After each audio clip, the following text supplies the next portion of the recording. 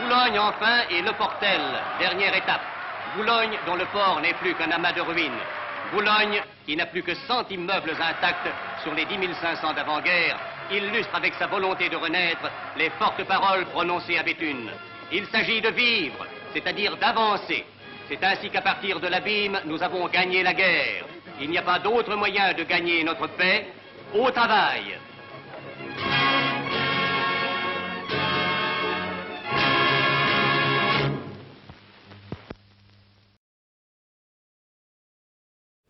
D'abord, c'est-à-dire une ville liée d'une manière profonde et je dirais éminente à notre histoire, depuis les aurores jusque et y compris les événements récents, les événements contemporains. Il suffit d'ailleurs de traverser votre ville, de la voir comme elle est, avec ses remparts, son site, pour être ému en tant que Français. C'est un privilège qui vous appartient et je vous en rends témoignage. Je suis heureux aussi de me trouver parmi vous à cause de l'accueil que vous voulez bien me faire, à cause aussi des circonstances dans lesquelles nous nous trouvons, nous la France.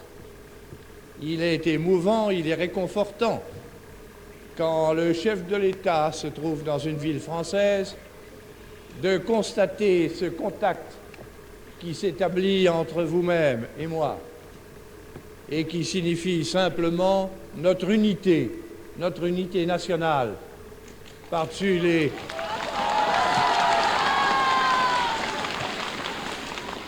par-dessus les divergences inévitables dans un peuple comme le nôtre. Notre unité nationale, c'est-à-dire notre accord absolument profond et complet pour que nous fassions une France plus prospère, plus forte et plus fraternelle.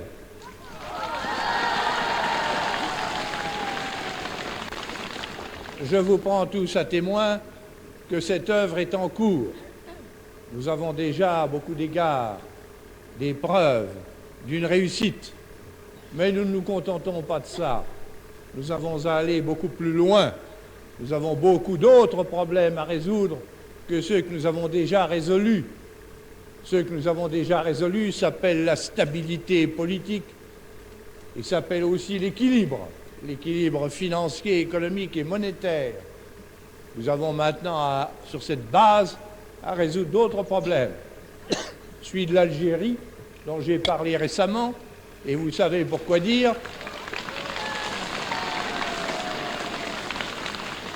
celui de notre développement, de notre expansion, de notre progrès social, dont tout le monde doit profiter, et puis aussi celui de la paix du monde, dans l'œuvre à laquelle la France, pour toutes sortes de raisons qui lui sont particulières, peut et doit jouer un rôle éminent. J'ai entière confiance, du reste, dans notre destin. Et je tiens à vous le dire en passant. Encore une fois, merci de son accueil et de ses sentiments. Vive la République, vive la France.